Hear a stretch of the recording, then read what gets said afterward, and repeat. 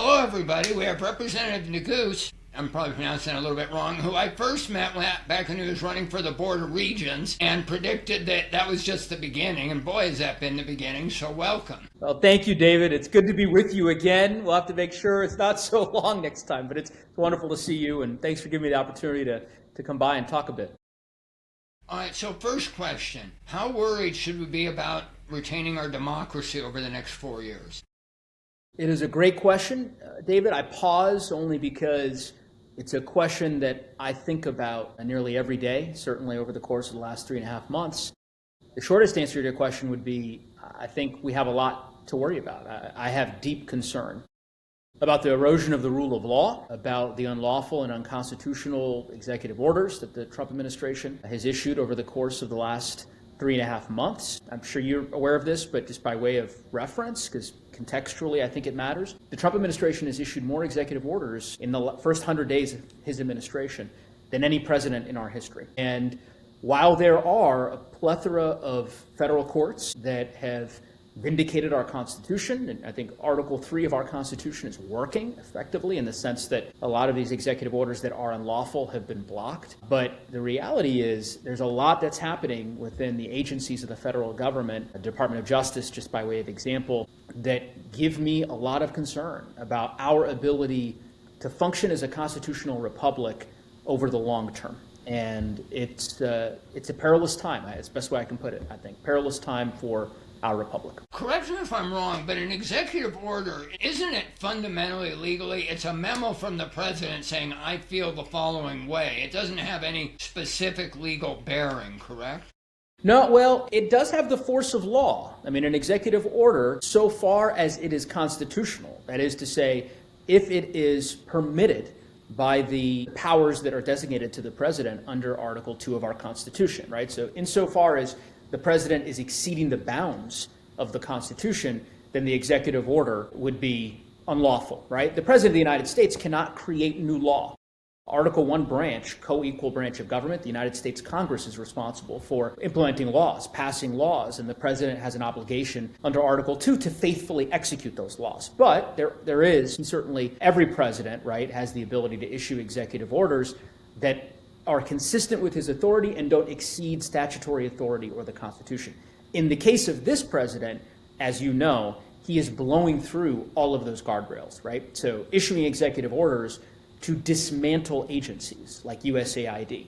He doesn't have the authority to do that. He doesn't have the authority to impound funds, which is a violation of not just federal law in terms of the Anti-Impoundment Act and other federal laws that were passed in the wake of Richard Nixon's resignation 60 years ago, but also in violation of the Constitution. So the executive orders that he has issued are unlawful. And you don't have to take my word for it, of course, that you've got countless federal judges. By the way, I know you know this, David, but many of the judges that are ruling these orders unconstitutional, that are issuing preliminary injunctions, are judges that President Trump appointed during his first term. So it's not a partisan issue. Republican presidents, Democratic presidents who've appointed these Article 3 judges have ruled that he's exceeded his authority, which is, of course, why he's attacking them and why Republicans in Congress are doing the same. All right, so, and all very good points. So let's say it's 4 years from now, the democracy did survive. We have sworn in President Jared Polis as our new president. Here's hoping. I'm going to tell Governor Polis you said that. I'm going to text him right after this interview. How bad will Trump and Musk have broken the government? I mean, what will we even be left with at that point? So, I mean, look, that is an open question, right? Time will tell. Clearly, if past is prologue, if we look to the sort of last 3.5 months for guidance in terms of answering your question, it's very clear that the next president of the United States is going to have a tall order of reconstituting and reconstructing the government. Part of, I think this flood the zone strategy that the Trump administration has adopted is kind of meant to obfuscate away from fundamentally what they are doing, which is consistent with what they've said they would do all along. Project 2025, but also going back 8 years back to 2017, when you have Steve Bannon in 2016, 2015, during President Trump's first campaign for president, talking about deconstructing the administrative state. Right? They want to design a federal government that essentially resembles something more out of the 19th century, rather than the 21st century, right? So the abolition of all of these federal agencies and entities within the federal government that are designed to serve the American people, social safety net programs, gutting of the federal workforce, it's all being done in pursuit of that larger goal, which is deeply out of step with the values of most Americans. And so to your point, what does this all look like 3.5 years from now? I think that's in large part going to depend on whether the Article 1 and Article 3 branches of our government hold the line, right? Whether Congress can step up and reassert itself as a co-equal branch of government, whether the judiciary will continue to be impartial and independent and survive the attacks that the Trump administration is lodging against it. Just yesterday I was on the floor of the House here in Washington debating a bill that Republicans have put forward to try to restrict the ability of district judges to issue injunctions nationwide, right? They had no complaints about this, of course, when President Biden was in office, but now that you have judges who are ruling that President Trump's actions are unconstitutional, they are eager to change the rules completely, right? Some of them are talking about defunding federal courts, impeaching judges, all the rest. Deeply, deeply anti-democratic in terms of what they're trying to do and a threat to judicial independence. So I don't want to say it's a cop-out, but in some respects, the question you posed is really an open one. It's going to depend on how we all respond over the next 3 years. Yeah, fair point on that. Worrisome point also. All right, so what are the House Democrats doing to, I won't say stop the bad stuff, but at least minimize as much as possible the damage and the illegal actions? Yeah, great question. So what I would say is, broadly speaking, right, as a threshold matter, it's all hands on deck. And Leader Jeffries has made clear that we kind of have to be utilizing every tool that's available to us. And some of those tools are more conventional, legislative, right, procedural. Some of them are more creative, in the litigation space, for example. So about a month and a half ago, he created a litigation task force, and he asked me to lead it with Jamie Raskin and several other colleagues of mine. And so we've been working really hard as part of this task force, kind of leveraging the wisdom and the insights and the experience of a lot of talented attorneys in the House Democratic Caucus to kind of create a clearinghouse of the ways in which we can respond to these unlawful executive orders. One way we're doing that is with respect to the legal challenges, right? So House Democrats have now become involved, essentially intervened by filing amicus briefs in 3 different cases that are pending in federal courts across the country. Those are, just for example, a case regarding the Consumer Financial Protection Bureau, right? So a lawsuit that was filed against the administration in an attempt to prevent the administration from dismantling that agency. House Democrats decided we would get into that fight, and we made our voice heard in that case on behalf of the American people. A district judge ultimately ruled in our favor, in favor of the American people, in favor of consumers, and cited some of the legal arguments that we made in that brief. So that's one way that we're engaging, is through litigation, working with attorneys generals across the country, getting involved in a legal fight. On the legislative front, we have a number of bills that we've introduced that have unanimous or near unanimous support within the House Democratic Caucus that would shut down some of the more pernicious and terrible actions of the Trump administration. And part of our job, right, is shaping public opinion, making the case to the American public so that we can hopefully encourage 3 of our Republican colleagues to join with us in getting some of these bills to the floor. So I'll give you an example. We've got a great bill that would restrict the ability of DOJ, right, to access your sensitive data, the sensitive data of countless taxpayers at the IRS, the nerve payment systems within the Treasury Department. That bill should be a bipartisan bill. And if just 3 Republican members of Congress joined us, we could get a vote on that bill tomorrow. So we shouldn't assume, I know this is a question you probably get a lot. I know it's a long answer to your question. There's this sort of assumption that our public institutions, be it the Congress, the president, right, executive branch, are impervious to public opinion. We shouldn't assume that's the case.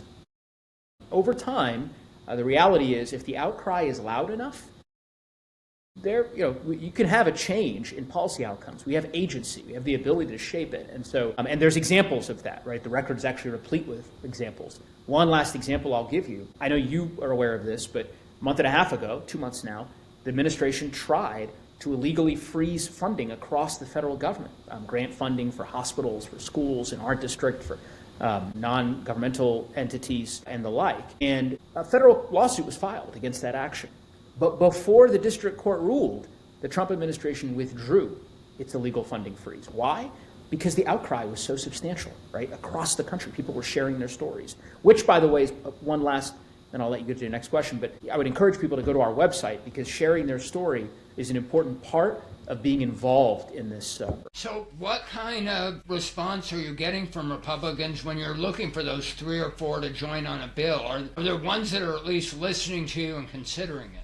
So there are, right? You've seen some members on some particular issues, for example, supporting our allies in Ukraine, which is so incredibly vital for our country, for Ukraine, for the future of NATO and democracies writ large. That's an area where you've had some Republican members who are speaking out a little bit more forcefully. Obviously, with respect to the tariffs in the last 48 hours, you start to see some Republican senators and House members, and I've certainly had some conversations with Republican colleagues, including just today on the floor. But at the end of the day, David, I say this as someone who works really hard to build bipartisanship partnerships, right, that inure to the benefit of the people I represent in Larimer County and Boulder County and Steamboat and Eagle and elsewhere. Talk is cheap, right? Actions speak louder than words. And what we really need now is for kind of rubber to meet the road, for them to actually co-sponsor some of these bills, to sign the discharge petitions, which we have one right now on the DOJ bill that I mentioned. And so I think that's happening now, and we're gonna, time will tell. We'll see if any of them are willing to actually stand up when essentially their entire party has capitulated to President Trump's demands. Yeah. All right, what's the most effective thing we citizens can do? There is so much that citizens can do. The most important thing I would say, every citizen in our country is endowed with a very important tool. It's a tool that you have, a tool that I have. It's our voice. And using our voice matters. Communicating, of course, to your representative and your senators. In your case, I have the privilege of representing you here in Washington. And so hearing from you about how you feel about a particular issue matters a great deal. Some folks will say, well, but I get the sense that David and Joe share a worldview, and that's true. But there's a lot happening every day, and how I prioritize, how my office prioritizes the volume of effort, right, that we're putting in on a particular issue with a limited 24 hours in each day is in part, right, based on the feedback, right, that we're getting from the community about what my priorities should look like in our offices. And so it's important to communicate that to me and to communicate that to whoever your representatives are. I mentioned the website, litigationandresponse.house.gov. I would encourage folks to go online and share your story. We have a portal that enables you to share a particular story, that ways in which you've been impacted by an agency action or an executive order. Reason why that matters is those stories are then funneled up, and we use them to amplify them to the American public, to help shape public opinion and perceptions about these various orders. In some cases, those stories are, as you have probably seen, have been the subject of litigation, right? Have been part of the underpinning for a variety of different lawsuits in different courts across the country. And they help shape the legislation that we introduce. So I would encourage folks to go online and share their story with the American people through that vehicle. Then finally, look, I think what can get lost in the day-to-day coverage of all of this parade of horribles is that we also have to win hearts and minds. And that's one conversation at a time. And I suspect, David, because I've always known you to be a Renaissance man, you've got friends who agree with you, and you've got friends who don't agree with you, right? And that's okay. Oh, yeah, one of the people I most enjoy having breakfast with, he's a solid Trump supporter. Not MAGA, but... this is, an idea, right, is you want to be able to convince folks on the merits, right? You want to be able to make the case to them, right? Having the conversation with them about why the policies that the president is pursuing, right, the tariff policies, the largest tax increase essentially on American families since 1968. Not a good idea. Not a good idea for our farmers that I represent, for small businesses in Louisville and beyond. And so I think making that case, person to person, colleague to colleague, friend to friend, right, neighbor to neighbor, in the aggregate, it all matters. It's all additive. And I think it will help us turn the corner as we make the case in the public square about our ideas and why we believe that there's a better way. So I think that's important. And I get that that is not as the impact isn't as tangible in the near term as sending an email or making a phone call or, posting on social media. And so I get it. And all of that is important, all of what I just described. But just as important is having those conversations. That is an incredibly good point because, as you said, it is one person that you're getting them to consider something else and, in a sense, shift their point of view of possibilities, not even definite stuff. And yet, on the flip side, that probably is one of the most powerful things we can do. Definitely. And because I imagine, David, also, some of those folks, maybe maybe I have the privilege of representing them in the 2nd District. Maybe I don't. Maybe they live in the 8th District. Maybe they live in the 3rd. Maybe they live in the 5th. Maybe they're represented by a colleague of mine who has a completely different worldview. And if you can convince that friend of yours, who happens to be a constituent of another member, boy, would that be very impactful, right? Could that shape how the policy debates unfold here in Washington? So let me ask you another specific on it, and it's not as powerful as this, but the giant protests, whatever you want to call them, with everybody getting out there to walk, especially when they're in areas that are represented by a Republican representative. How impactful are those?